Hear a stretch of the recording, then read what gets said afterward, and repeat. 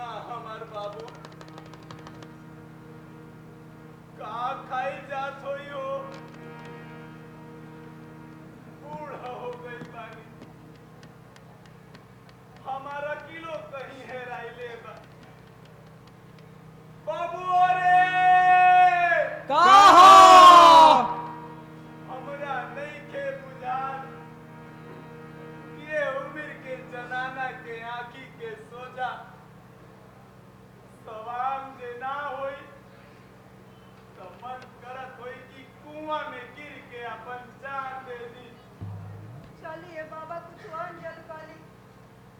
अरे का अंजल करी रे, तोरा दुख के मारे तो हमर ओटा किया गई। चलिए बाबा